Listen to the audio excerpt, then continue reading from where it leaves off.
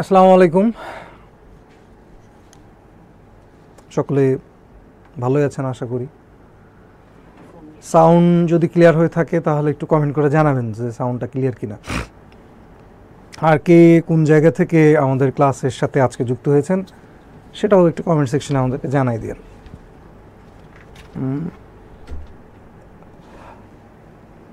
আমরা 2-1 মিনিট একটু অপেক্ষা করতে চাচ্ছি যারা যারা আর কি আমাদের ক্লাসে জয়েন করবেন। তবে আপনারা যে সকল বন্ধু আপনার সাথেই অ্যাডমিশন টেস্টের জন্য যুদ্ধে যাচ্ছে তাকে একটু মেনশন করে দিন যে ক্লাসটা শুরু হয়েছে। সো কে কোন জায়গা থেকে ক্লাসটা দেখছেন একটু কমেন্ট করেন। আজকে আমাদের যে ক্লাসটা এটা সম্পূর্ণটাই থিওরি। আমরা থিওরিটা পড়ব এবং এক্স্যাক্টলি আসলে থিওরিটা পড়ার পরে আমরা দুইটা জিনিস সাজিয়েছি যেটা আমাদের বইতে আছে। এই যে হিসাব বিচিত্রা যে বইটা, অনেকগুলো পেজ। সো থিওরিটা পড়ার পরে আমরা দেখব যে এক্স্যাক্টলি এটার আসলে অ্যাপ্লাইটা কিভাবে হয়। এটা একটা মানে এক্সাম্পলও আমরা দেবো। এটা সাধারণত কোথাও দেওয়া হয় না, পুরোটা থিওরিক্যালি শুধু আমরা পড়তে থাকি। বাট আপনি যদি জয়গুলোর বইটা দেখেন, আমার আছে, আমি এখানে অলরেডি প্রিন্ট করে নিয়ে মানে এখানে হচ্ছে অ্যাড করা হয়েছে।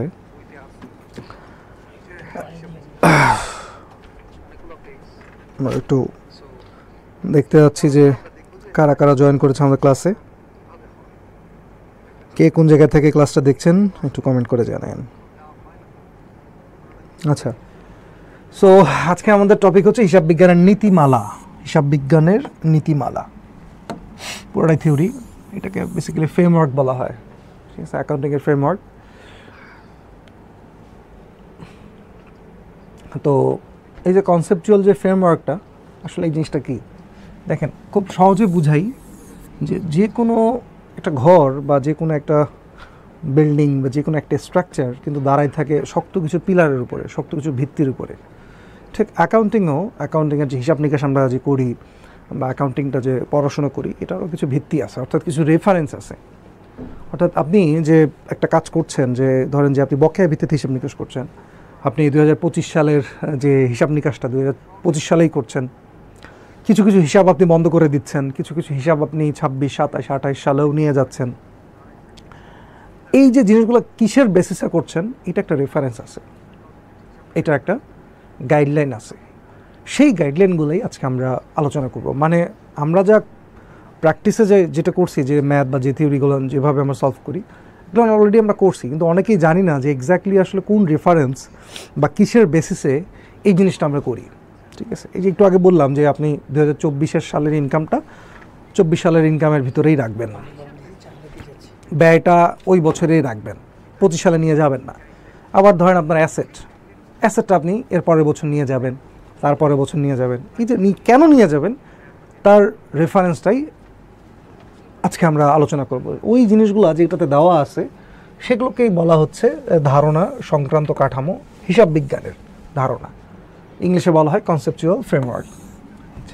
তো ডেফিনেশনটা যদি আমরা একটু পড়ার চেষ্টা করি, বলা হচ্ছে আর্থিক বিবরণী এবং অন্যান্য হিসাব বিবরণীগুলোর মাধ্যমে ব্যবসায়ের তথ্য ব্যবহারকারীদের নিকট প্রকাশ করা হয় বলে হিসাব বিজ্ঞানকে ব্যবসার ভাষা বলে।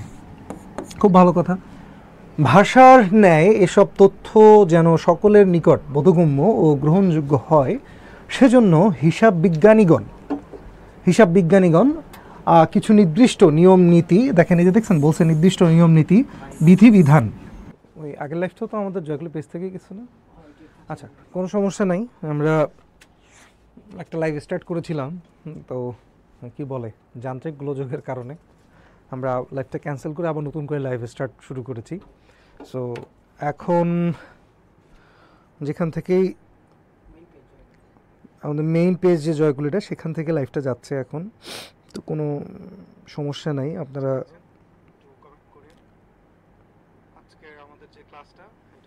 ও এটা তো ক্যান্সেল হয়ে গেছে তাই না? আচ্ছা, নতুন করে একটু দেন। তো যাই হোক, আমরা ছিলাম যে কনসেপচুয়াল ফ্রেমওয়ার্কে। যে কনসেপচুয়াল ফ্রেমওয়ার্কটা কি? কনসেপচুয়াল ফ্রেমওয়ার্ক হচ্ছে কিছু নিয়ম নীতি বিধান, যেটা যে দেখেন আমাদের ডেফিনেশনে দেওয়া আছে যে কিছু নিয়ম নীতি এবং বিধান প্রচলন করে চলেছেন। সেটা কেন? বিকজ অফ এই অ্যাকাউন্টিংটা যেন ইচ অ্যান্ড এভরি ওয়ানের কাছে এটা বোধগম্য হয়, একটা গ্রহণযোগ্যতা থাকে, এই জিনিসটাকে সেম রাখার জন্য, মানে যাতে একটা মানুষ কখন একটা ধরেন বাংলাদেশের যিনি আছেন, যিনি হিসাব নিকাশ করছেন, উনিও যেভাবে হিসাব নিকাশ করছেন, যিনি এই মুহূর্তে ইউএসএতে বা কানাডায় আছেন, উনিও অ্যাকাউন্টিংয়ের সেম নিয়ম নীতিতেই হিসাব নিকাশ করছেন। তাহলেই কিন্তু দুজনের দেখবেন যে হিসাব নিকাশটা সেম হয়ে যাবে। তাহলে দেখা যাচ্ছে যখন ইন্টারন্যাশনাল বিজনেস হয়, যখন এলসি টেলসি ওপেন হয়, এখন আপনি যেভাবে আপনার প্রোডাক্টের কস্টিং বের করেন, তারা যদি ওইভাবে প্রোডাক্টের কস্টিং না বের করে, তাহলে দেখা যাবে যে তার কস্ট আপনার কস্টটা ডিফারেন্ট। ধরেন সে একটা প্রোডাক্ট আপনার কাছে কিনতে যাচ্ছে, আর সে ক্যালকুলেশন করে দেখতেছে একটা এই প্রোডাক্টটার আলটিমেট কস্ট হতে পারে 100 টাকা। আপনি এমনভাবে হিসাব নিকাশ করছেন যার কারণে এই প্রোডাক্টের রেট হয়ে গেছে 200 টাকা, তো সে কি আপনার কাছে পারচেস করবে? করবে না।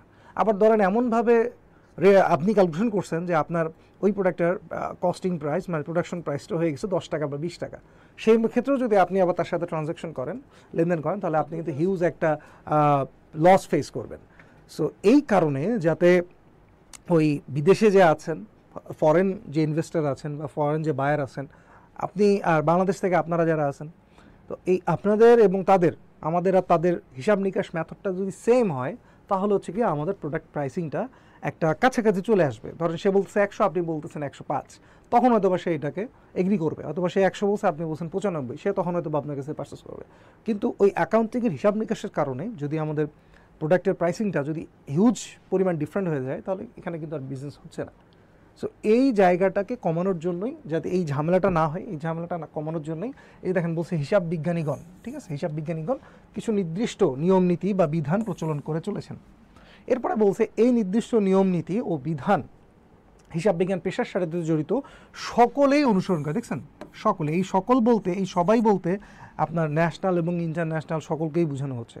তাই এই সকল নিয়ম নীতি বিধিবিধানকে সর্বজন স্বীকৃত হিসাব বিজ্ঞানের নীতিমালা বা গ্যাপ বলা হয়। দেখেন, generally accepted accounting principles, generally accepted accounting principles বা গ্যাপ, এটা হচ্ছে গ্যাপ বলে। এই গ্যাপের যে নিয়ম নীতিগুলো, সেটা হচ্ছে ওয়ার্ল্ড ওয়াইড সকলেই প্র্যাকটিস করে। দেখেন, কথাটা একটু যদি পড়াতে যাই, তাহলে মানে একটু ডিপলি পড়াতে গেলে আরও অনেক কিছু বলতে হয়। গ্যাপ কিন্তু আমেরিকান একটা স্ট্যান্ডার্ড, ঠিক আছে। সো আমেরিকান স্ট্যান্ডার্ড যেই দেশগুলো ফলো করতো আগে তারা, বাট এখন কিন্তু এটা তেমন একটা গ্যাপ তেমন একটা ইউজ করা হয় না। মাঝখানে হয়েছিল যে IAS, ঠিক আছে, ইন্টারন্যাশনাল অ্যাকাউন্টিং স্ট্যান্ডার্ডস। এরপরে যেটা আরও আপডেটটা চলে আসে, সেটা হচ্ছে IFRS, ঠিক আছে।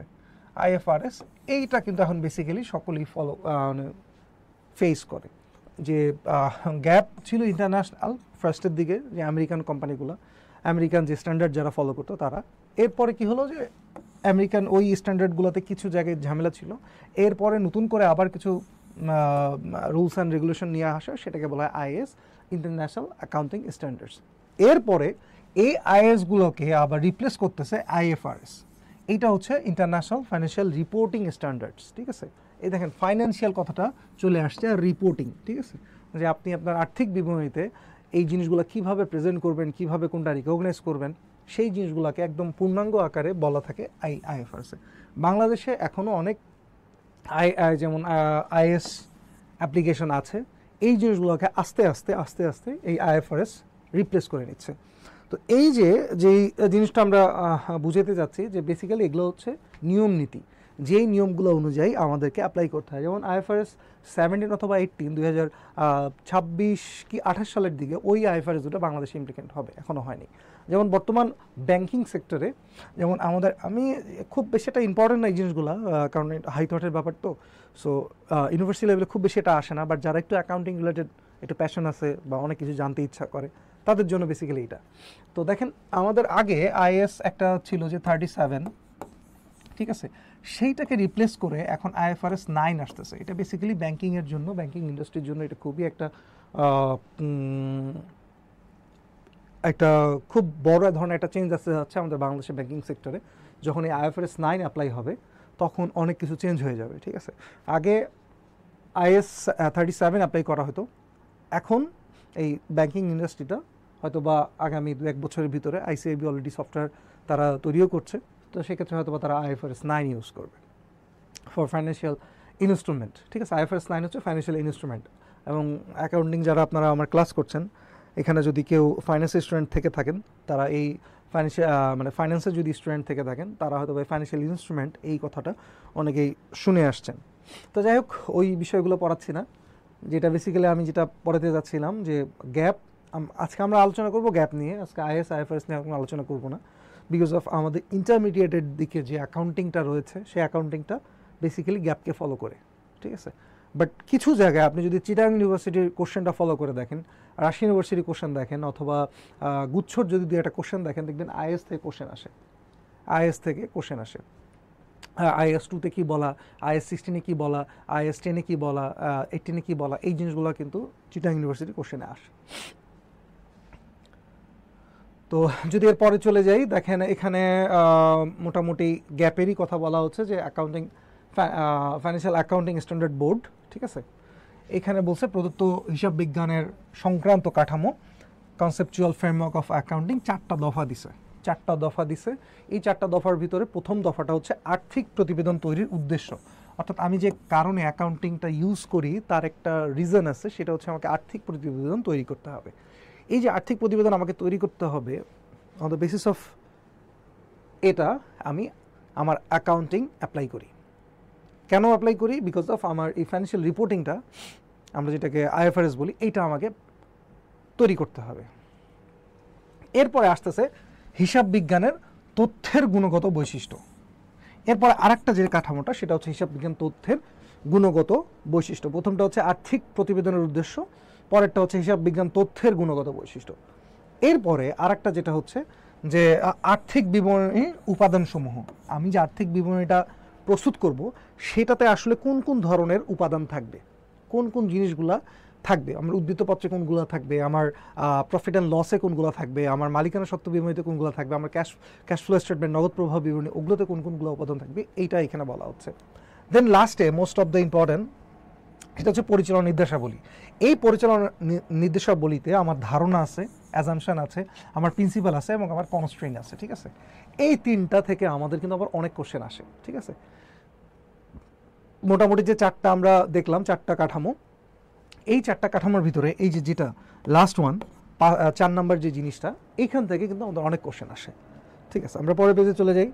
আপনারা যদি সাউন্ডের বা দেখতে কোনো সমস্যা হয়, আপনারা একটু কমেন্ট করেন। ঠিক আছে, দেখেন আমরা ধারণার যে সংক্রান্ত যে কাঠামোটা, এই কাঠামোটাকে আমরা 3টা ভাগে ভাগ করছি। প্রথম ধাপটাকে বলা হচ্ছে আর্থিক প্রতিবেদন তৈরির উদ্দেশ্য, যেটা একটু আগে আমরা দেখলাম। আচ্ছা, এরপরে আমরা যে আর্থিক প্রতিবেদন তৈরি করব, এরপরে দ্বিতীয় যে ধাপটা মৌলিক ধারণাসমূহ, এখানে বলছে যে হিসাব বিজ্ঞান তথ্যের গুণগত বৈশিষ্ট্য এবং আর্থিক বিবরণের উপাদান। একটু আগে যেটা আমি ওখানে বলছিলাম, হিসাব বিজ্ঞান তথ্যের কিছু বৈশিষ্ট্য থাকতে হবে। আপনি সব ইনফরমেশন, সব অ্যাকাউন্টিং ইনফরমেশন এই ফাইন্যান্সিয়াল স্টেটমেন্টে নিয়ে আসতে পারবেন না, বা ইভেন সব ইনফরমেশনকেও অ্যাকাউন্টিং ইনফরমেশন হিসাবেও কনসিডার করতে পারবেন না। কোনগুলো পারবেন সেটা এখানে বলে দিবে। এরপরে আছে আর্থিক বিবরণের উপাদানসমূহ, যেটা বললাম। এরপরে হচ্ছে ধারণাসমূহের ভিতরে কী কী আছে, অনুমান, নীতি এবং সীমাবদ্ধতা। আমরা একটা একটা করে ডিক ডাউন করে দেখব। প্রথমত এই আর্থিক তথ্যের যে গুণগত যে বৈশিষ্ট্যটা আছে, এটাকে আমরা 2 ভাগে ভাগ করি। কয় ভাগে ভাগ করছি? 2 ভাগে ভাগ করছি। প্রথমটাকে বলা হচ্ছে প্রাথমিক গুণগত বৈশিষ্ট্য, পরেরটাকে বলা হচ্ছে মাধ্যমিক গুণগত বৈশিষ্ট্য। প্রথমটা প্রাথমিক, ইনিশিয়াল পর্যায়ে কিছু বৈশিষ্ট্য থাকতে হবে একটা অ্যাকাউন্টিং ইনফরমেশনের। দেন পরেরটা হচ্ছে মাধ্যমিক গুণগত বৈশিষ্ট্য।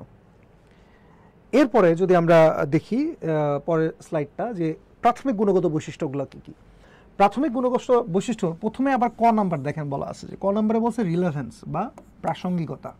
ঠিক আছে, এই রিলেভেন্স বা প্রাসঙ্গিকতা বলতে বোঝায় যে আপনি হিসাব বিজ্ঞানের যে তথ্য, সেখানে বলছে যে সিদ্ধান্ত গ্রহণের সহায়ক হলে তাকে প্রাসঙ্গিক বলে গণ্য করা হবে। অর্থাৎ কখন আপনি একটা ইনফরমেশনকে বলবেন যে এর গুণগত বৈশিষ্ট্য যেটা একদম প্রাথমিক লেভেলের, সেটাকে প্রাসঙ্গিকতা রয়েছে। কখন আমি বলবো? যখন ওই ইনফরমেশনটার উপর বেস করে আমি কোনো একটা ডিসিশন নিতে পারবো। যদি আমি অ্যাকাউন্টিংয়ের কোনো একটা ইনফরমেশনের উপর বেস করে একটা ডিসিশন নিতে পারি, তাহলে ওইটাকে, ওই ইনফরমেশনটাকে আমি বলবো যে তার প্রাসঙ্গিকতা আছে এবং প্রাসঙ্গিকতা থাকলে সেটা হচ্ছে তথ্যের গুণগত বৈশিষ্ট্য, প্রাথমিক বৈশিষ্ট্য। এরপরে ওই ইনফরমেশনটার একটা ভবিষ্যৎ মূল্য থাকতে হবে, প্রিডিক্টিভ ভ্যালু বা পূর্বানুমান।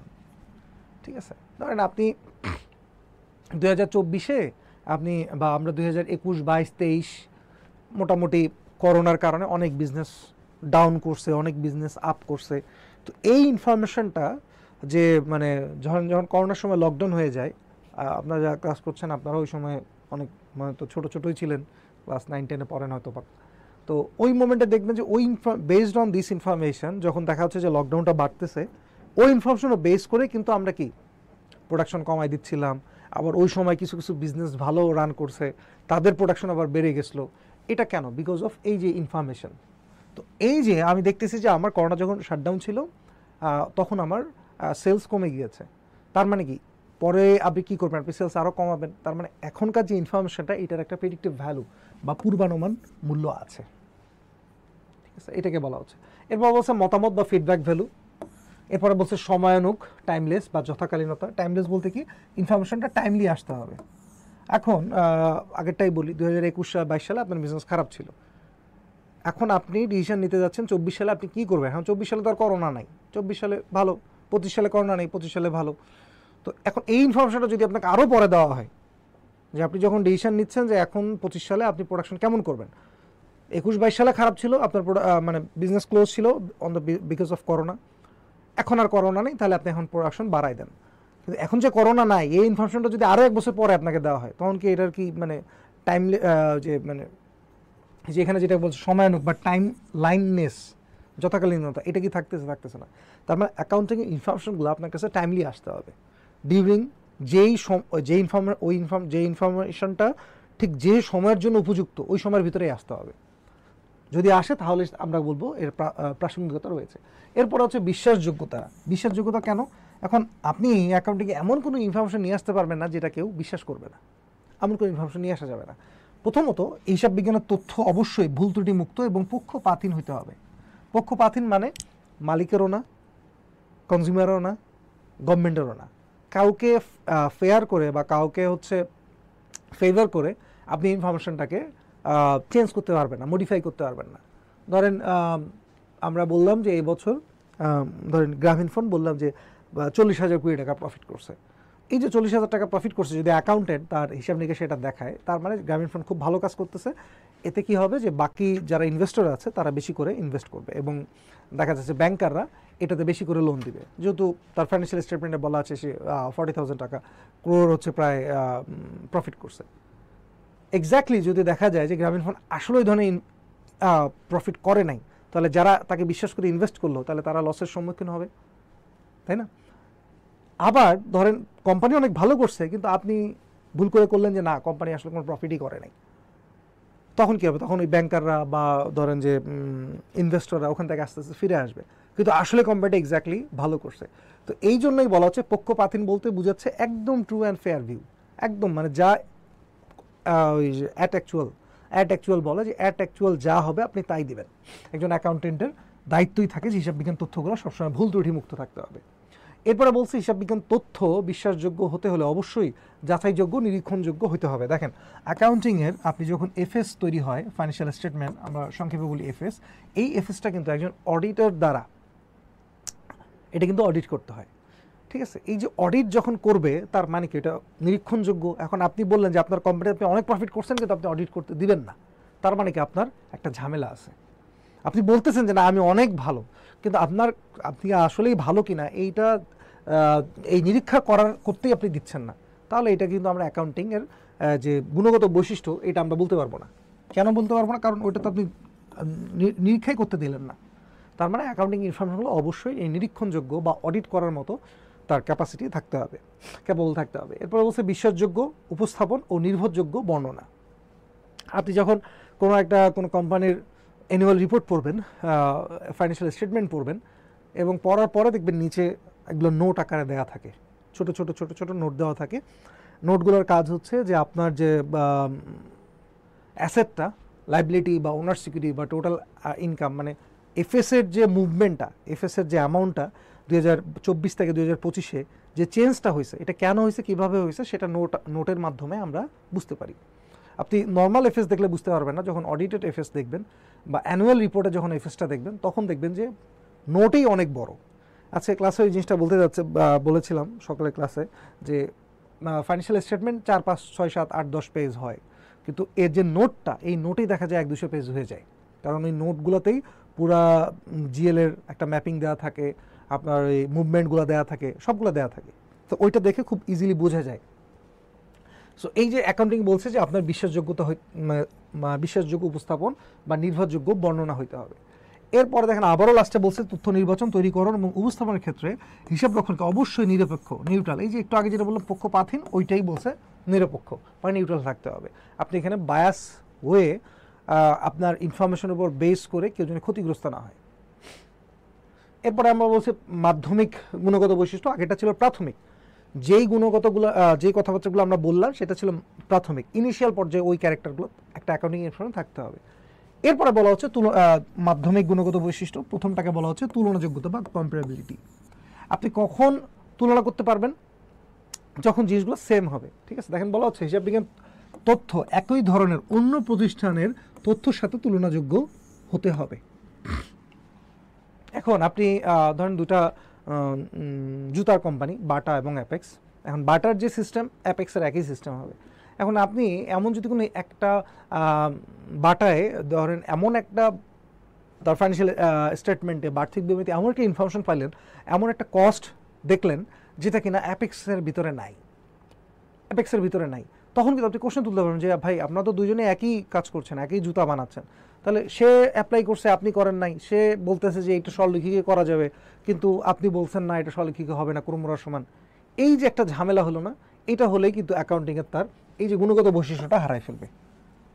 অ্যাকাউন্টিং ইনফরমেশন সবসময় কি বলছে, একই ধরনের অন্য প্রতিষ্ঠানসমূহের তথ্যের সাথে তুলনাযোগ্য হইতে হবে। অর্থাৎ অ্যাকাউন্টিং ইনফরমেশনটা বাটা যেটা ইউজ করতেছে সেইটা অ্যাপেক্সও ইউজ করবে এবং অ্যাপেক্সেরটার সাথে বাটারটা কম্পেয়ার করতে পারবো। তখন আমরা কিন্তু কখনো বলি যে অ্যাপেক্সের জুতার থেকে বেক্সিমকো নাপার ওষুধটা অনেক ভালো, এটা কখনো বলি না। বেক্সিমকো ওষুধ বানায়, অ্যাপেক্স জুতা বানায়। দুজনেরই অ্যাকাউন্টিং আছে, দুজনে অ্যাকাউন্টিং স্ট্যান্ডার্ড ফলো করে, বাট কিছু কিছু জায়গায় আলাদা হবে, কারণ তার সিস্টেম সেম না। Banking industry, normal industry same না। সো ব্যাংকের কাছে যেটা আপনার কাছে এটা ডিফারেন্ট হতে পারে। বাট আমরা যখন দেখবো একই ধরনের বিজনেস, ব্যাংক টু ব্যাংক আমরা কম্পেয়ার করব, সিটি ব্যাংক ভালো নাকি ব্র্যাক ব্যাংক ভালো, ইবিএল ভালো নাকি ডাচ ভালো, বাটা ভালো নাকি অ্যাপেক্স ভালো, এই যে একই ধরনের প্রতিষ্ঠান হতে হবে। এরপর বলছে এক্ষেত্রে প্রতিষ্ঠান অবশ্যই তাদের অনুষ্ঠিত পদ্ধতি সকলের নিকট পূর্বেই তুলে ধরবে। আচ্ছা, এইটা হচ্ছে যে নোটের মাধ্যমে এটাই বললাম যে অ্যাপেক্স কী কারণে এটা ডিফারেন্ট আনলো, বা অ্যাপেক্স এবং বাটার ভিতরে যে মিলটা, এইটাও তারা হচ্ছে এই যে তাদের যে পদ্ধতিগুলা সেটা তাদের এফএসএই বলা থাকবে। এরপরে বলা হচ্ছে সামঞ্জস্যতা, ধারাবাহিকতা, বিস্তৃরতা। অর্থাৎ আপনি বছরের পর বছর একই নিয়মে ফলো করবেন। দেখেন, বছরের পর বছর একই নিয়ম নীতি অনুসরণ করবেন, বছরের পর বছর একই নিয়ম নীতি আপনি অনুসরণ করবেন। আপনি আজকে স্বরলিখিক, কালকে ক্রমর সমান, তারপরের দিন বর্ষ সংখ্যা করতে পারবেন না। ঠিক আছে, আপনি যদি আজকে স্বরলিখিক করেন, কালকেও স্বরলিখিক করতে হবে, তারপরের দিনও স্বরলিখিক করতে হবে। হুটহাট করে কোনো কিছু চেঞ্জ করা যাবে না। আচ্ছা, এরপরে আরেকটা জিনিস আমরা দেখতে যাচ্ছি যে আর্থিক বিবরণ উপাদান সমূহ সাধারণত দুই ধরনের। একটাকে বলা হচ্ছে আর্থিক অবস্থান নির্ণয়ের উপাদান, আর একটা হচ্ছে আর্থিক ফলাফল নির্ণয়ের উপাদান।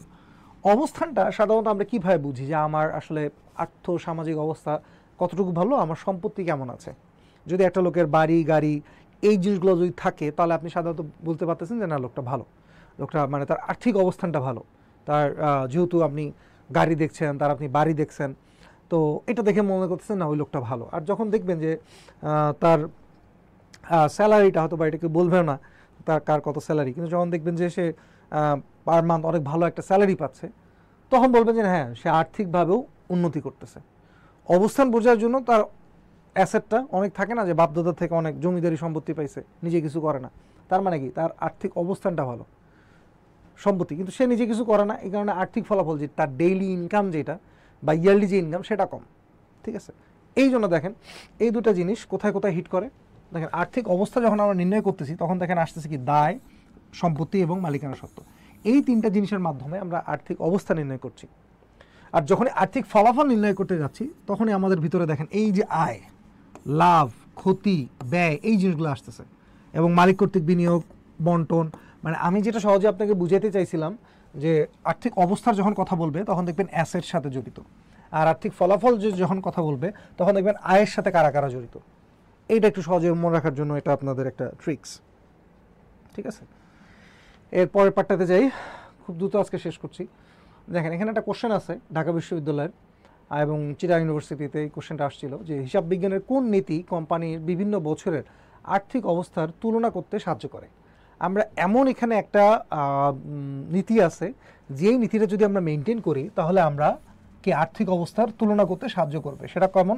ধরেন 2022-এ আমার অবস্থান কতটুকু ছিল আর 2023-এ আমার অবস্থান কেমন ছিল, এবং প্রেজেন্ট 2025-এ আমার অবস্থান কত।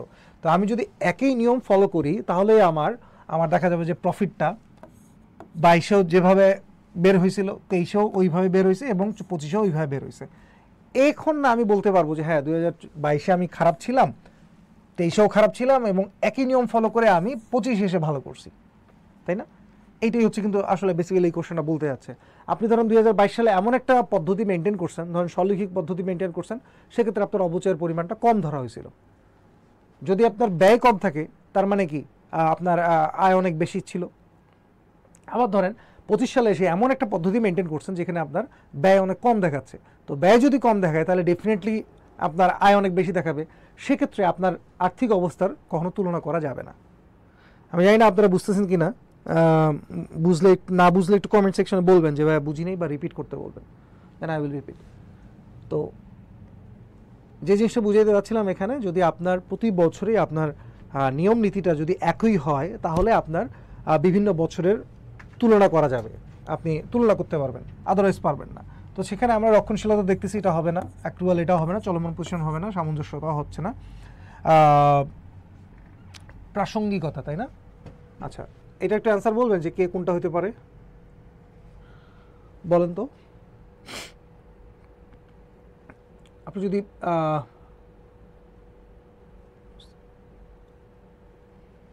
সামঞ্জস্যতা, না সামঞ্জস্যতা, দেখেন অ্যান্সারটা হচ্ছে সামঞ্জস্যতা, এইটা হবে, ডি হবে। এটা কাটতে যে আমি দেখতেছি কী হবে, সামঞ্জস্যতাতে অ্যান্সার।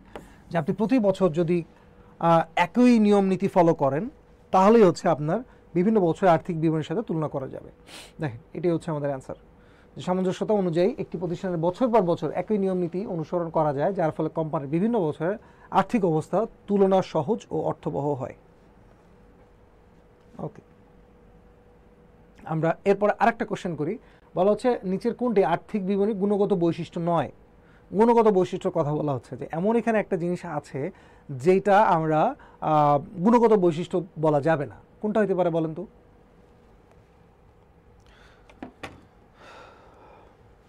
একটু এই অ্যান্সারটা দেন।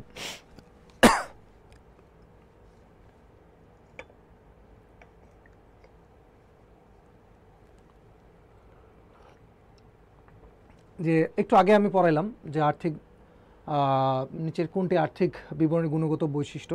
এখন আমি বলতেছি যে কোনটা বৈশিষ্ট্য নয়। প্রথমটা আছে প্রাসঙ্গিকতা, বিশ্বাসযোগ্যতা, পূর্বানুমান, নির্ভরযোগ্য বর্ণনা এবং ঐতিহাসিক ব্যয়। আপনাদের কোনটা বলে মনে হচ্ছে যে এইটা অ্যান্সার হবে না?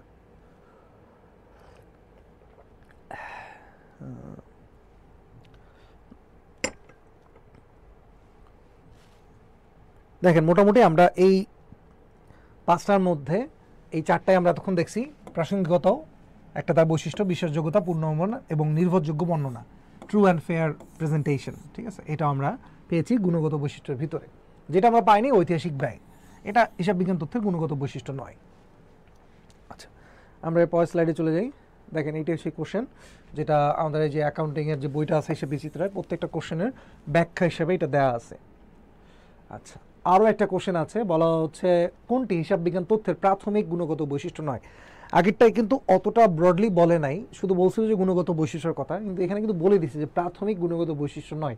তার মানে এখানে আমার এই পাঁচটার মধ্যে চারটা ইনফরমেশন প্রাথমিক গুণগত বৈশিষ্ট্য, একটা হচ্ছে হয়তোবা মাধ্যমিক, সেটা আমাকে খুঁজে বের করতে হবে কোনটা।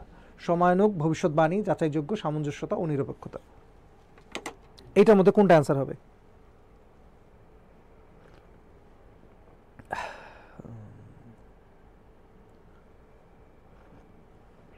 দেখেন আপনারা যদি আবার আগের যে স্লাইডটা ওখানে যদি গিয়ে দেখেন, এই যে সময়ানুক ভবিষ্যৎবাণী, ভবিষ্যৎ আপনার ভবিষ্যৎবাণী যে ফিউচার ভ্যালু, প্রিডিক্টিভ ভ্যালু, ঠিক আছে, টাইমলাইননেস, তারপর হচ্ছে আপনার হচ্ছে যে অডিটেড, ঠিক আছে, ভেরিফাই করা যাবে, এবং নিউট্রাল। এই চারটা জিনিসই কিন্তু আমাদের প্রাথমিক। আর এই যে সামঞ্জস্যতাটা, এইটাও কিন্তু আমাদের মাধ্যমিক বৈশিষ্ট্য। তার মানে এইটাই হচ্ছে এটার অ্যান্সার, এটাও ঢাকা বিশ্ববিদ্যালয়ে কোশ্চেন। আচ্ছা, এরপরে আমরা আরও বেশ কিছু কোশ্চেন ছিল, সেটাতে না যাই, আমরা একদম যেখান থেকে খুব বেশি কোশ্চেন আসে আমাদের, সেটা হচ্ছে এই পার্টটা, পরিচালনা নির্দেশাবলী। এই জায়গাতে অনেক কিছু পড়ার আছে। তো আর্থিক যদি অনুমান দেখে, অনুমানে আছে 4টা, নীতি আছে 4টা, এবং সীমাবদ্ধতা আছে 2টা। এখান থেকে প্রচুর কোশ্চেন থাকে, প্রতি বছরে এখান থেকে কোশ্চেন থাকে।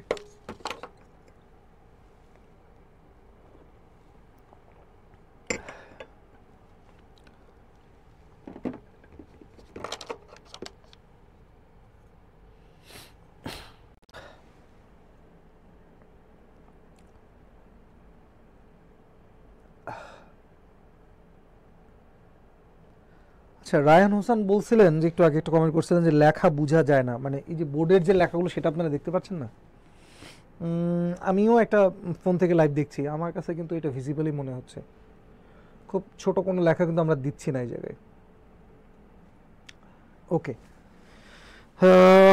অনেকেই সালাম দিয়েছেন, ওয়ালাইকুম আসসালাম। একজন বলছে ভিডিও ক্লিয়ার না। ভিডিও ক্লিয়ার না কেন? ভিডিও তো আমি তো আমার জায়গা থেকে ক্লিয়ারই দেখছি, কিন্তু হয়তো পারে আপনার নেটের মনে হয় একটু ইস্যু থাকতে পারে। আমি তো 2টা জায়গা থেকে দেখছি, 2টা জায়গাতেই আমার ক্লিয়ারই দেখাচ্ছে। আচ্ছা দেখেন, সো মোটামুটি এই জায়গায় আমরা চারটা অনুমান এবং নীতিতে 4টা করে পাচ্ছি। ফার্স্টেই অনুমানের প্রথম যে অনুমানটা দেখেন, এখানে কিন্তু অ্যাজাম্পশনের প্রথম যেই অনুমানটা, সেটাকে বলা হচ্ছে আর্থিক মূল্যের একক ধারণা, মনিটারি ভ্যালু বা মানিটারি ভ্যালু।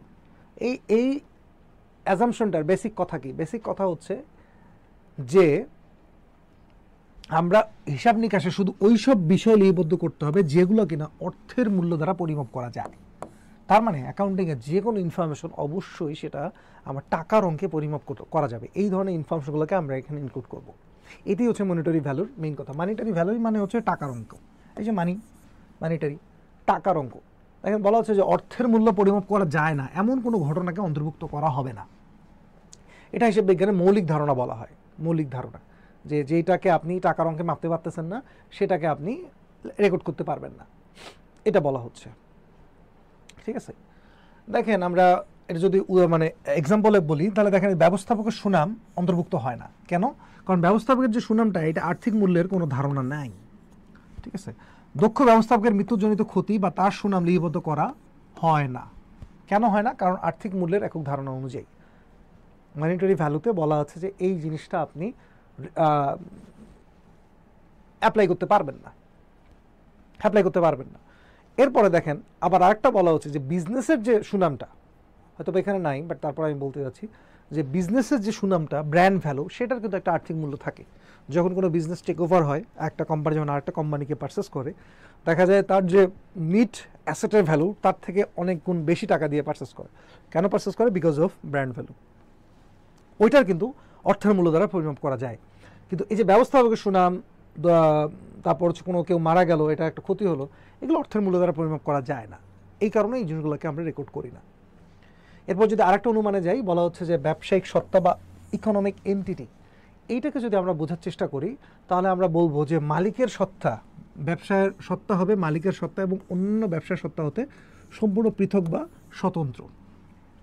দেখেন আপনি আমি নিজ নামে চলাফেরা করি, আমাদের একটা নিজস্ব নাম আছে। আপনারা যারা আমার এই ক্লাসগুলো করছেন, আপনাদের একটা নাম আছে, কোম্পানিরও একটা নির্দিষ্ট নাম আছে। আপনি যখন ব্যাংকের অ্যাকাউন্ট করতে যান, সো দেখা যাচ্ছে যে আপনার আইডেন্টিটি প্রুফ করার জন্য যে ডকুমেন্টগুলো, লাইক ধরেন ভোটার আইডি, আপনার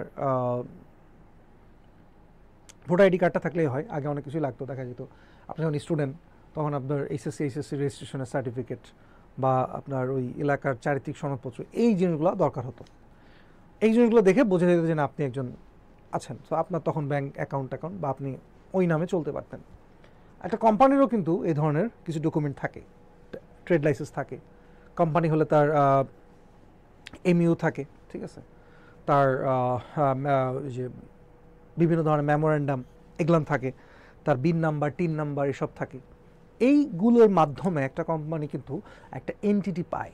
সেই এনটিটিটা কেমন দেখেন, আমরা চিনি কিন্তু Bashundhara group, Beximco group, square group, এগুলোকে চিনি। বসুন্ধরা একটা কোম্পানি, বেক্সিমকো একটা কোম্পানি, তো এদের এগুলো মালিকও আছে। বসুন্ধরা গ্রুপের মালিক আনভির সোমান বা সোমান সাহেব। সো ওনাদের পার্সোনাল কিছু অ্যাসেট আছে। বসুন্ধরা একটা তাদের কোম্পানি, অনেকগুলোই কোম্পানি, বাট আমি একটা নিয়ে কথা বলছি। ওই কোম্পানির নামেও কিন্তু কিছু অ্যাসেট আছে, ওই কোম্পানির নামে কিন্তু ব্যাঙ্ক অ্যাকাউন্ট আছে, ওই কোম্পানির নামে সে লোন নিয়ে রাখছে, ওই মালিক আলাদা কিছু লোন নিয়ে রাখছে, কোম্পানি নিজের নামেও লোন নিয়ে রাখছে। বুঝতে পারছেন? এই যে সে লোন নিতে পারতেছে, এই যে সে ট্রানজ্যাকশন করতে পারতেছে, এইটাকেও বলা হচ্ছে একটা বিজনেস এন্টিটি, আর্টিফিশিয়াল এন্টিটি। এবং এই আর্টিফিশিয়াল এন্টিটিটা অবশ্যই ব্যবসার মালিক থেকে, যারা মালিক তাদের থেকে আলাদা হবে। কোম্পানির মালিক কারা? যারা শেয়ার হোল্ডার, তারা হচ্ছে এই কোম্পানির মালিক।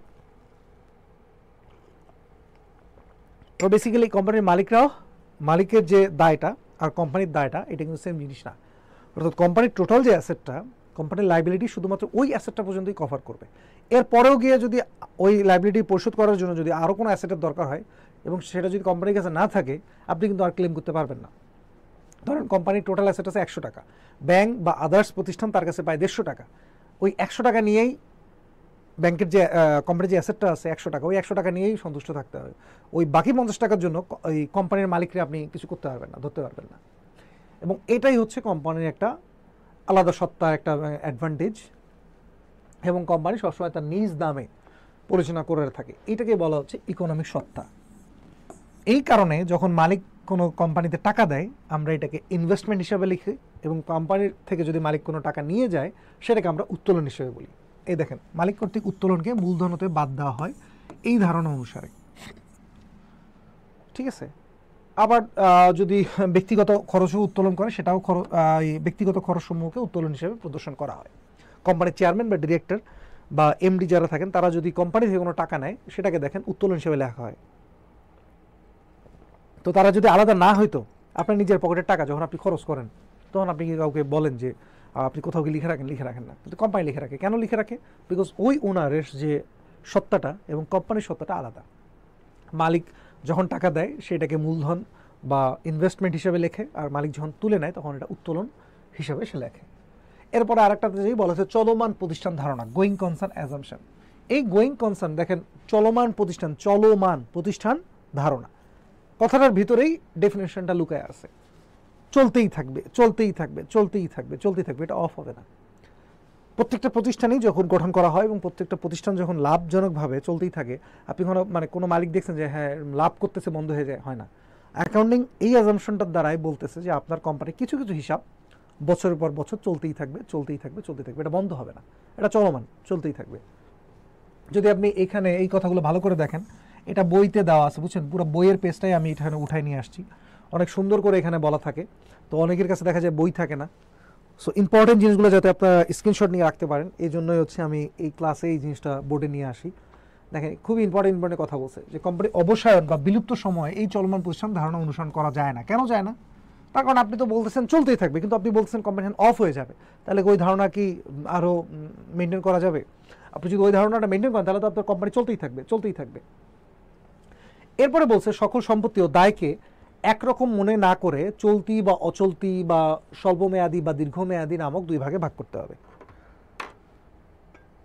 বুঝতে পারছেন? আপনি সবগুলোকে এক জায়গায় নিয়ে আসতে পারবেন না। তো মোটামুটি এইটাই হচ্ছে আমাদের চলমান প্রতিষ্ঠান ধারণার একটা কনসেপ্ট, যে আমাদের ব্যবসা প্রতিষ্ঠানটা সবসময় চলতেই থাকবে, এটা অফ হবে না, ঠিক আছে। আপনি যদি এখানে বাকি যে ইনফরমেশনগুলো আছে সবগুলো যদি একটু স্ক্রিনশট নিয়ে রাখেন, আমি একটু সরে যাচ্ছি, আপনারা সবাই আগে স্ক্রিনশট নিয়ে রাখেন। আর যদি আপনার কাছে বই থাকে তাহলে তো খুবই ভালো, বা যদি আপনার কাছে যদি কোনো লেকচার শিটও থাকে কোনো কোচিং সেন্টারে, তাহলে দেখবেন এই কথাগুলো এই চলমান প্রতিষ্ঠান লেখা আছে। এবং যাই দেখবেন লেখা আছে, যেটাই লেখা থাকুক না কেন, দেখবেন এগুলো চলতেই থাকবে, এগুলো কোনো অফ হবে না, ঠিক আছে। সবগুলোই দেখেন, এই যে কুরিন এবং কুরিন সঞ্চিতি ধার্য করা হয়, ঠিক আছে, সব হচ্ছে চলমান প্রতিষ্ঠান ধারণা। তারপরে যে ধারণাটা সেটা হচ্ছে সময়কাল বা টাইম পিরিয়ড। আমি যদি আরেকটা এখানে একটু যদি বলি, এই যে চলমান প্রতিষ্ঠান ধারণা, আপনি দেখবেন ব্যালেন্স শিট উদ্বৃত্তপত্রে আপনি দেখবেন যে একদিকে আমাদের অ্যাসেট থাকে এবং আরেকদিকে লাইবিলিটি এবং ওনার সিকিউরিটি থাকে। এই ব্যালেন্স শিটে অ্যাসেট এবং লাইবিলিটি বা ওনার সিকিউরিটি যেগুলো আছে এটা কিন্তু তারপরের বছরও যায়, তারপরের বছরও যায়, তারপরের বছরও যায়, তারপরের বছরও যায়। কেন? বিকজ অফ চলতেই থাকে, এটা কখনো ক্লোজ হবে না। যেদিন ব্যবসা ক্লোজ হবে সেদিনের কথা ভিন্ন, বাট নর্মালি এটা আমরা ধারণা করে নিচ্ছি বিজনেস চলতেই থাকবে, এই জন্য এগুলো থাকে। এরপরে যদি হিসাবকাল ধারণা অনুযায়ী যাই, হিসাবকাল ধারণা অনুযায়ী সাধারণত আমরা আয় ব্যয় বিবরণীটা প্রস্তুত করে থাকি। এই যে দেখেন বলা আছে আয় বিবরণী। আয় বিবরণী তৈরি করা হয় কেন করা হয়? কারণ একটা নির্দিষ্ট হিসাবকালের জন্য। এখানে এই হিসাবকাল ধারণা বলতে বোঝায় যে আমার যে একটা টাইম, আমার ধরেন এই যে আমরা ক্যালেন্ডারিক ইয়ার বা ফিসক্যালিক ইয়ার আমরা ইউজ করি। ক্যালেন্ডারিক ইয়ার কি 1 বছর, 1 বছর। সো কোম্পানি আজকে শুরু হয়েছে, ধরেন চলতেই থাকবে চলতেই থাকবে চলতেই থাকবে, খালি বললাম হয়। এটা একটা নির্দিষ্ট কিছু কিছু জায়গায় ভাগ করে নিলে ভালো হয় না? যে 1 বছর পরে আমরা দেখবো কোম্পানির অবস্থান কোথায়, দেন তারও 1 বছর পরে আবার দেখবো, মানে 365 দিন পর পর আমরা দেখবো, বা 6 মাস পর পর দেখবো, 9 মাস পর পর দেখবো।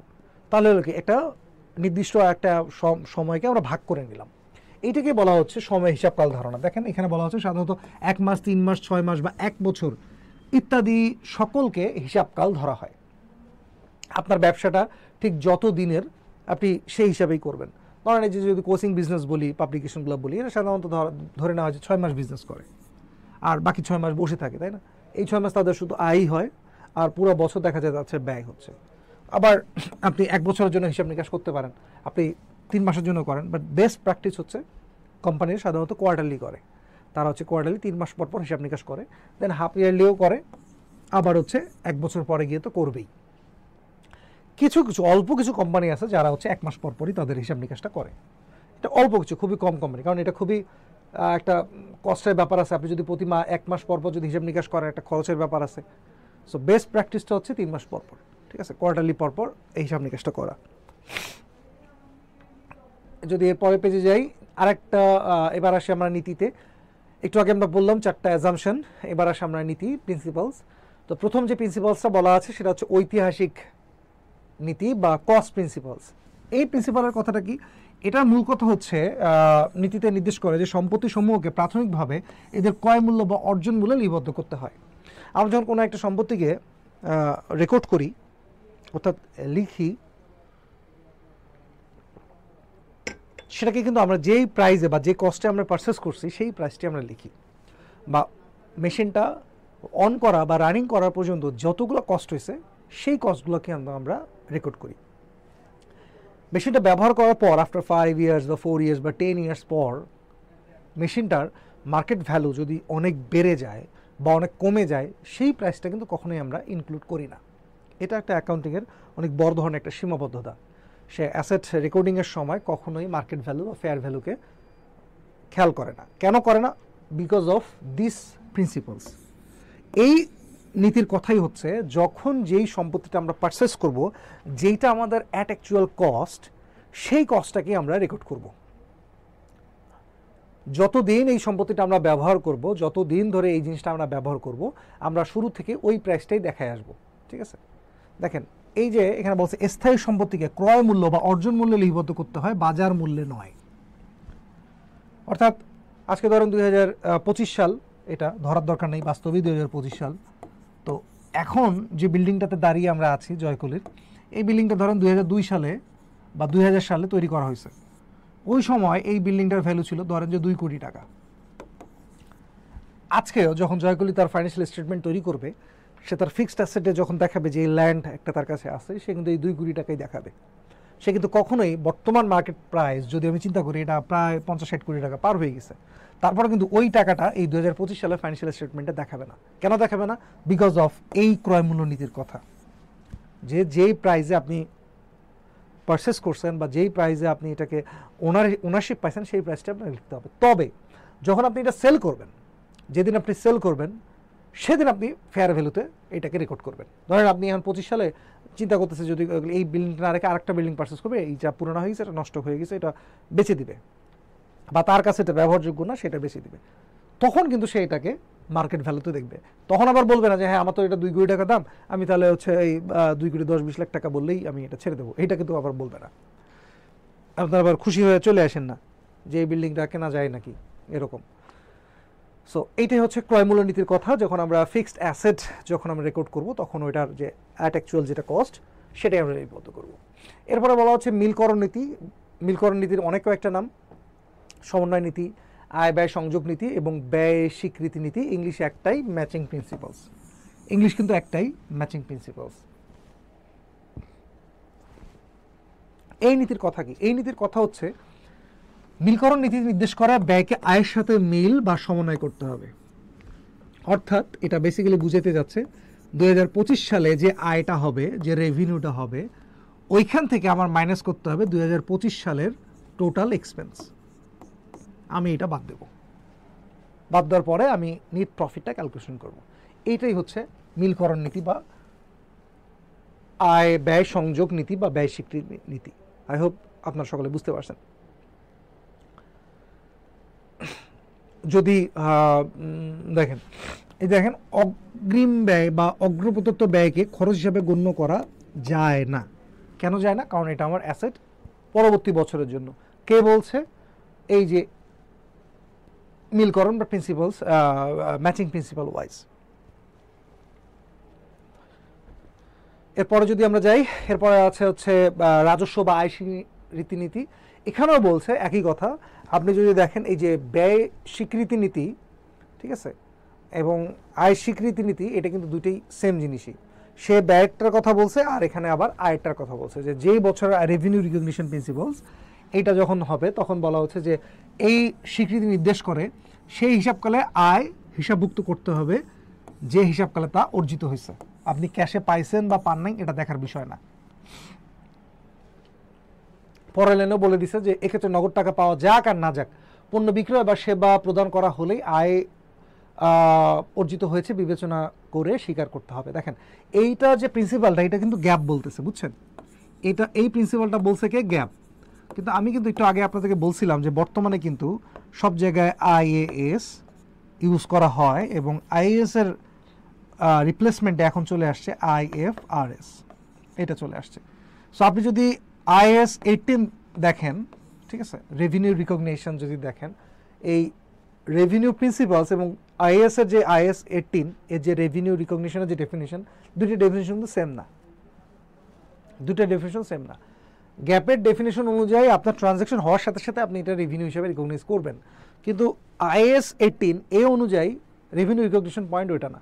রেভিনিউ রিকগনিশন পয়েন্ট বলতে বোঝায় যে তাদের যে কন্ট্যাক্টটা, তাদের কন্ট্যাক্টে যেই জায়গাটাতে রেভিনিউ ট্রিগার করবে সেই পয়েন্টের বা সেই অংশটুকুকে আমরা রেভিনিউ হিসাবে কনসিডার করতে পারবো। ঠিক আছে, ধরেন কন্ট্যাক্টগুলো হয় অনেক বছরের। আমি যদি নর্মাল একটা কথা বলি, যদি উদাহরণ দিই, যে গ্রামীণ ফোন জিপি ধরেন 5G আমাদেরকে ইন্টারনেট প্রোভাইড করছে, তাই না? তো জিপি তো এই 5Gটা কারো কাছ থেকে না কারো কাছ থেকে পারচেস করছে, ধরেন বিটিসিএল এর কাছ থেকে লাইসেন্স নিছে, আদার্স কোনো টেক জায়ান্ট কোম্পানি হয়তো বা তাকে সার্ভিস দিচ্ছে। তো জিপি দেখা যাচ্ছে যে এই 5Gটা আবার পারচেস করছে ধরেন কোনো একটা টেক জায়ান্ট কোম্পানি XYZ, তার কাছ থেকে 5 বছর মেয়াদে বা 10 বছর মেয়াদে একটা কন্ট্যাক্ট করছে, ঠিক আছে, যে তুমি আমাকে এই সার্ভিসটা দিবা। এটা হচ্ছে জিপি ওই টেক জায়ান্ট XYZ এর সাথে 10 ইয়ার্সের জন্য একটা কন্ট্যাক্ট করছে। এখন এই 10 বছরের এই যে কন্ট্যাক্ট করছে, সাথে সাথে কি 10 বছরের যে টোটাল তার যে কস্ট, এটাকে আপনি 1 বছরে নিয়ে আসবেন, কারণ সে তো কন্ট্যাক্ট করছে 10 বছরের জন্য। সেটা কত সালে করলো? ধরেন 2025 সালে করলো, এই বছরে করলো। তাহলে এখন 10 বছর যদি হয়, তাহলে 2025 সাল 35 সাল পর্যন্ত যা কস্ট, মানে এই যে 10 বছরের যে সম্পূর্ণ যে কস্টটা, এটা কি সম্পূর্ণ আপনি ওই বছরে দিয়ে দিবেন? আমরা কিন্তু দেবো না। ঠিক একইভাবে ওই XYZ ধরেন সে তো এখানে সেল করছে, জিপির কাছে সেল করছে, তাহলে তার কাছে ওইটা প্রফিট বা রেভিনিউ। এখন সে কি এই পুরা কন্ট্যাক্ট হয়ে গেছে, সাইন হয়ে গেছে, দুজনে রাজি হয়েছে যে নাকি এই অ্যামাউন্টটা পুরো 10 বছরের রেভিনিউটা 1 বছরেই ট্রানজ্যাকশন হয়েছে কিন্তু এই 2025 সালে, সো এই 25 সালে কি পুরোটা রেকর্ড করে ফেলবে? করবে না। এই কন্ট্যাক্ট ওয়াইজ বলা আছে যে প্রথম বছরে প্রথম মাসে বা হাফ ইয়ারলি বা 9 মাসে বা 10 মাসে কতটুকু টাকা কোন কোন জায়গায় গিয়ে আমার রিকগনাইজ হবে। এই জন্যই বললাম যে ডিফারেন্ট হয়, মানে গ্যাপ এবং আইএসের এই সব জায়গাতে কিছু কিছু জায়গায় চেঞ্জ চলে আসে। যাই হোক, এটা পরবর্তীতে যারা অ্যাকাউন্টিং নিয়ে আরও সিএ সিএমএ করবেন, সিএটিএ যারা করবেন বা সিএফএ যারা করবেন, সিপিএ, তারা দেখবেন এই জিনিসগুলো দেখবেন আরও বেশি করে। সো আপাতত খুব বেশি একটা দরকার নেই এগুলোর, আমরা তার পয়েন্টটাই চলে যাই। বলা হচ্ছে পূর্ণ প্রকাশ নীতি, বা এখানে বলা হচ্ছে যে ডিসক্লোজার, ফুল ডিসক্লোজার প্রিন্সিপাল। সো এটার কথাই হচ্ছে একটু আগে আমি যখন বলছিলাম যে নোট যখন ফাইন্যান্সিয়াল স্টেটমেন্টে নোট দেওয়া হয়, ঠিক আছে, চারটা প্রস্তুত করা হয় আর একটা নোট থাকে, ওই নোটের ভিতরেই কিন্তু সব কিছু বলা থাকে যে কিভাবে কি হয়েছে। এই যে কিভাবে হয়েছে, যে এই যে আপনি নোট দিচ্ছেন, because of what, because of এই যে ফুল ডিসক্লোজার প্রিন্সিপালটা আছে, এই যে প্রিন্সিপালটা আছে, এই প্রিন্সিপালটার কারণে আপনি ফুটনোট পাদটিকা দিয়ে থাকেন, বা এক্সপ্লেনেশন বা ব্যাখ্যা, এই জিনিসগুলো আপনারা দিয়ে থাকেন, যে কোনো ধরনের নীতি এখানে আপনার পূর্ণ প্রকাশের মাধ্যমে মানে পূর্ণ প্রকাশ নীতির কারণে এগুলো প্রদান করে থাকেন। তবে এগুলো প্রদান করার সময় এই তিনটা জিনিসের আমাদের মাথায় রাখতে হবে, যে গোপন তথ্য যাতে প্রকাশ না হয়ে যায়, পূর্ণ প্রকাশ নীতি থেকে প্রাপ্ত সুবিধা তার ব্যয় চেয়ে বেশি হইতে হবে। এই জিনিসগুলো একটু মাথায় রাখতে হবে, যে আমরা এমন কিছু যাতে না বলে ফেলি আবার যেটা কোম্পানির সিক্রেট ইনফরমেশন বা ইম্পর্টেন্ট ইনফরমেশনগুলো বের হয়ে গেছে, এটা আবার খেয়াল রাখতে হবে। আর এবারে আসি আমরা বস্তুনিষ্ঠতা। বস্তুনিষ্ঠতা কি? বস্তুনিষ্ঠতার মেইন কথা হচ্ছে যে আমার যেটা ঠিক সেটাই। বস্তুনিষ্ঠতার মেইন কথা হচ্ছে যে এটা ঠিক সেটাই। কেন? দেখেন, কারণ দেখেন সে বলতেছে কি, যে ছোট ছোট বা কম মূল্যের সম্পত্তিকে সম্পত্তি হিসেবে প্রদর্শন না করে খরচ হিসেবে প্রদর্শন করা যায়, যেমন সম্ভার ক্রয়। আমরা যদি অ্যাসেটের ডেফিনিশন পড়ি তাহলে দেখা যাচ্ছে যে ছোট ছোট আমরা যে ডাস্টার মুছি, আমরা যে বোর্ডটা কোচিংয়ে ক্লাস নেওয়ার সময় যখন হোয়াইট বোর্ড যখন ক্লিন করি, এটা ডাস্টার দিয়ে ক্লিন করি। সো আমি যদি অ্যাসেটের ডেফিনিশন পড়ি তাহলে কিন্তু ওই ডাস্টারটাকেও অ্যাজ এ অ্যাসেট হিসাবে কনসিডার করে আমরা ফাইন্যান্সিয়াল স্টেটমেন্টে নিয়ে আসতে পারি। অ্যাসেটের ডেফিনিশন কি? আজকেও ব্যবহার করা যায়, ইন ফিউচারেও ব্যবহার করা যায়, সুবিধা পাবো, আজকেও সুবিধা নিচ্ছি, ইন ফিউচারেও আমরা সুবিধা নেব, এইগুলোকে আমরা অ্যাসেট হিসাবে কনসিডার করতে পারি। সো আপনি যদি একটা ডাস্টার পারচেস করার পরে এটাকে যদি আপনি এরকম ফাইন্যান্সিয়াল স্টেটমেন্টে নিয়ে আসেন, তাহলে ওই কোম্পানির মান সম্মান কিছু থাকে না। ধরেন একটা কলমদানি আপনি একবার পারচেস করছেন, আগামী 5-10 বছরে না কিনলেও চলবে, এটাকেও কি আপনি এখন অ্যাসেট হিসেবে দেখাবেন না। এবং যদি দেখান সেক্ষেত্রে ওই যে একটু বললাম মান সম্মান একটু নষ্ট হয়ে যাবে। এই জন্য অ্যাকাউন্টিং আপনার মান সম্মান আপনার বাঁচানোর জন্য অ্যাকাউন্টিং কী করলো, এই যে একটা বস্তুনিষ্ঠতা সীমাবদ্ধতা বা একটা ম্যাটেরিয়ালিটি কনস্ট্রেন্ট দিয়ে দিল, সে বললো যে ছোট ছোট যে সম্পত্তিগুলো আছে এটাকে আপনি সম্পত্তি হিসেবে না দেখায়, আপনি এটারে খরচ হিসেবে দেখান।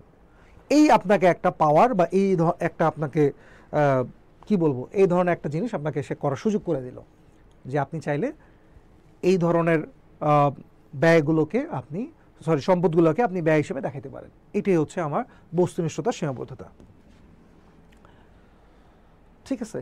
আর রক্ষণশীল সীমাবদ্ধতা কি? রক্ষণশীল সীমাবদ্ধতা বলছে যে মূল কথা হচ্ছে রক্ষণশীল সীমাবদ্ধতা নির্দেশ করে যখন সন্দেহ থাকবে তখন বিকল্প পদ্ধতির মাধ্যমে এমন একটা পদ্ধতি অবলম্বন করতে হবে যে পদ্ধতি সম্পত্তি এবং মুনাফা বেশি দেখানো থেকে বিরত থাকে। অর্থাৎ আপনি সবসময় চাবেন যে মুনাফাটা যেন একটু কম থাকে, মুনাফাটা যেন একটু কম দেখাই, বেশি দেখাই ফেললাম, পরে গিয়ে দেখলাম যে না আসলে এত মুনাফা হচ্ছে না। এই জন্যই আপনাকে কিছু নিয়ম নীতির কথা বলা হচ্ছে। দেখেন, এই রক্ষণশীল সীমাবদ্ধতার কারণে আমরা কি করি জানেন? আমরা কি করি? এই রক্ষণশীল সীমাবদ্ধতার কারণে আমরা বিক্রয়যোগ্য যে চলতি সম্পত্তি মূল্যায়নের ক্ষেত্রে ক্রয় মূল্য বাজার মূল্যের ভিতরে যেটা কম সেই জিনিসটাকে ফলো করি। আচ্ছা, বিক্রয়যোগ্য চলতি সম্পদ বলতে কি কি বোঝায়? বিক্রয়যোগ্য দেখেন মার্কেট সিকিউরিটিজ আছে, একে চলতি হিসাবে বিবেচনা করে উদ্ধৃতপত্রের বাজার মূল্যে বা ফেয়ার ভ্যালুতে প্রদর্শন করে। দেখেন, আমরা কিন্তু একটু আগে বলছিলাম যে একটা সম্পত্তিকে সবসময় তার অ্যাট অ্যাকচুয়াল কস্টে আমরা এটা রেকর্ড করি, কিন্তু এই ক্ষেত্রে দেখেন আমরা বলতেছি কি বাজার মূল্য বিবেচনা করব। কেন বিবেচনা করব? বিকজ অফ আপনি এই যে বিক্রয়যোগ্য সিকিউরিটিসটা আছে, মার্কেটেবল যে সিকিউরিটিস, সেটাকে আপনি কী হিসাবে কন্টিনিউ করছেন? চলতি সম্পত্তি হিসাবে আপনি এটাকে কনসিডার করছেন, সেক্ষেত্রে আপনি এটা পারবেন। কিন্তু যখন স্থায়ী সম্পত্তি হবে তখন কিন্তু আপনি বাজার মূল্য বা ফেয়ার ভ্যালুতে আপনি এটা রেকর্ড করতে পারবেন না। আশা করি সকলে বুঝতে পারছেন। আচ্ছা দেখেন, এইটা হচ্ছে আমাদের একটা যে জয়কলি যে বইটা, সেই বইয়ের মধ্যে সবথেকে একটা ইম্পর্ট্যান্ট একটা জিনিস যে আমাদের এতক্ষণ আমরা যে নিয়ম নীতি ধারণা বা প্রিন্সিপাল অ্যাজাম্পশন যে পড়লাম, সেটার আসলে আমাদের এফএসে কিভাবে আসে সেই জিনিসটা এখানে দেখেন বলা আছে। দেখেন এই যে বিক্রয়ের পাশে লেখা আছে 50%, আমি জানি না সকলে ক্লিয়ারলি দেখতে পাচ্ছেন কি না। এই যে 50% ধারে দেখেন বলা হচ্ছে বিক্রয়, এর বিক্রয়ের ভিতরে 50% ধারে, তার মানে আপনি 50% টাকা পাইছেন, 50% টাকা পান নাই।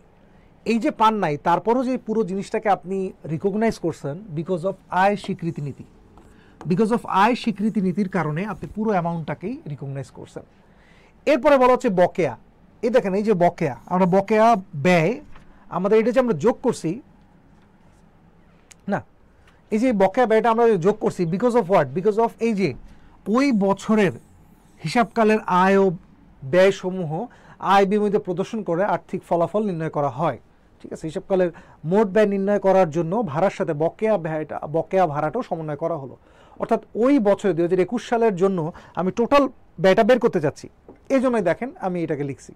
এরপর দেখেন আরও এখানে আরেকটা দেওয়া আছে মিলকরণ নীতি। মিলকরণ নীতি অনুযায়ী কী করা হচ্ছে, নিট বিক্রয়টা এবং নিট বিক্রয়ের সাথে এই যে বিক্রিত পণ্যের ব্যয় যেটা আমি বিক্রি করছি এক্স্যাক্টলি ওই যেটা যতটুকু বিক্রি করছি ওইটার আসলে ব্যয় কত সেটাও আমি বের করতেছি বিকজ অফ কার কারণে, মিলকরণ নীতির কারণে।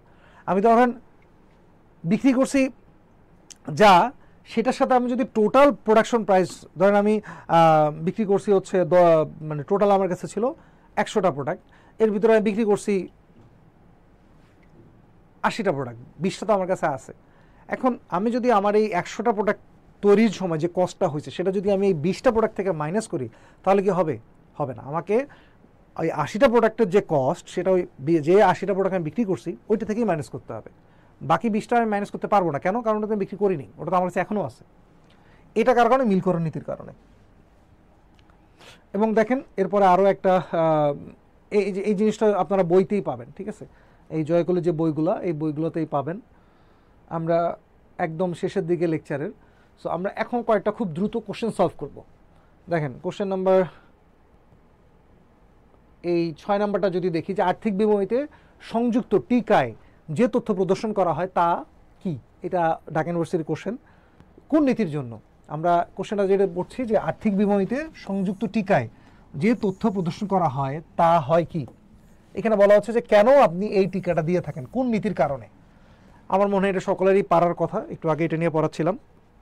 অ্যান্সারটা দিয়ে দেন দেখি, খুব দ্রুত অ্যান্সারটা দিবেন যে কোন নীতির কারণে আপনি এটা প্রকাশ করে থাকেন, মানে টিকাটা দিয়ে রাখেন। কোন নীতির কারণে আপনি এই টিকাটা দিয়ে রাখেন। রক্ষণশীলটা হবে না, মিলকরণটাও হবে না, ক্রয় মূল্য নীতির জন্য হবে না। আমাদের অ্যান্সারটা হচ্ছে পূর্ণপ্রকাশ নীতি, এই ডিটাই হচ্ছে অ্যান্সার। এটার কারণে আমরা টিকাটা দিয়ে থাকি। পূর্ণপ্রকাশ নীতি এটাও একটা ঢাকা বিশ্ববিদ্যালয়ের কোশ্চেন, 2022-23 শিক্ষাবর্ষে এই কোশ্চেনটা আসছে। এই দেখেন ডেট সালটা দেওয়া আছে। বলা হচ্ছে হিসাব বিজ্ঞানের কোন রীতি 5 বছরের আয়ুষ্কাল সম্পন্ন একটি ক্যালকুলেটর ক্রয়ের সময়ে হিসাব রক্ষককে খরচ করার বা খরচ হিসাবে লেখার অনুমতি দেয়। বেসিক্যালি আপনি ক্যালকুলেটর পারচেস করছেন এবং এটা কত বছরের আয়ুষ্কাল আছে? 5 বছর। তার মানে আমি যদি নর্মাল সেন্সে চিন্তা করি এটা আমার জন্য একটা অ্যাসেট, কিন্তু এই যে ক্যালকুলেটর সামান্য 500-700 টাকা দিয়ে যে একটা প্রোডাক্ট কিনেন, এটা কি আপনি 5 বছর এটাকে অ্যাসেট হিসেবে রেকর্ড করে এটার প্রতি এখনকে আপনি ডিপ্রিসিয়েশন চার্জ করবেন না। সো এইটাকে আমি খরচ হিসেবে লিখতে পারি। সেটা কোন নীতির কারণে? চলমানের কারণে, বস্তুনিষ্ঠতার কারণে, রক্ষণশীলতা, নাকি হিসাবকালের কারণে? আমি যতটুকু আমার এতক্ষণ পর্যন্ত মনে আছে যে বস্তুনিষ্ঠতা, এটাই হবে অ্যান্সার। এটার কারণে আমরা এইটা লিখতে পারি। ঠিক আছে,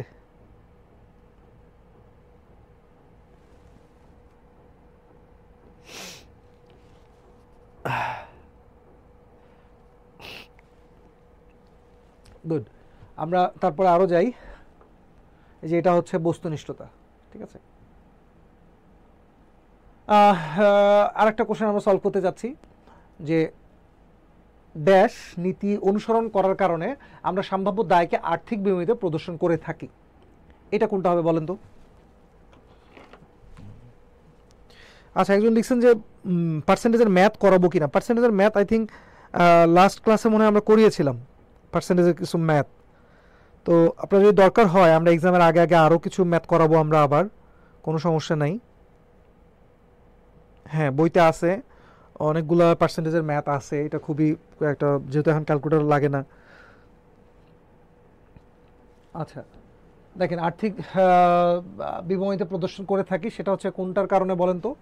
এই যে পূর্ণ প্রকাশ নীতির কারণে। পূর্ণ প্রকাশ নীতির কারণে আপনার যে সম্ভাব্য যে দায়টা, ঠিক আছে, দায় হইতে পারে, এই জিনিসটাকে আমরা সাধারণত এই পূর্ণ প্রকাশ নীতির কারণে দিয়ে থাকি।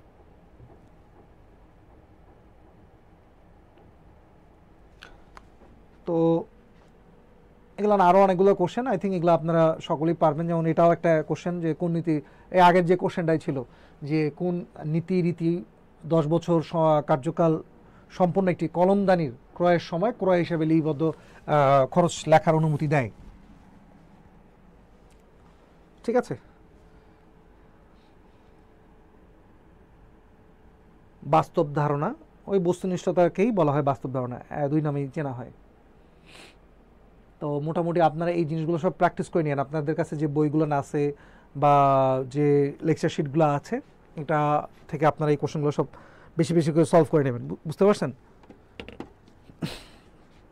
তো মোটামুটি আজকের লেকচার এখানেই আমাদের, এতটুকুই আমরা পড়াতে চাচ্ছিলাম অ্যাকাউন্টিং ফ্রেমওয়ার্ক। আশা করি আপনারা সকলেই বুঝতে পারছেন। যদি নাও বুঝে থাকেন কোনো সমস্যা নাই, আপনার সামনে যে বইটা আছে বা যে রেফারেন্সটা আছে বা লেকচার শিটটা আছে সেটা নিয়ে আবার বসেন, আমার পুরো লেকচারটা আবার শুরু থেকে দেখেন। ইনশাআল্লাহ যদি কনফিউশন থাকে দেখবেন যে ক্লিয়ার হয়ে গেছে। তো আজকে ক্লাস এখানেই শেষ করছি। সকলেই ভালো থাকবেন, সুস্থ থাকবেন, নেক্সট আবার দেখা হবে। আল্লাহ হাফিজ।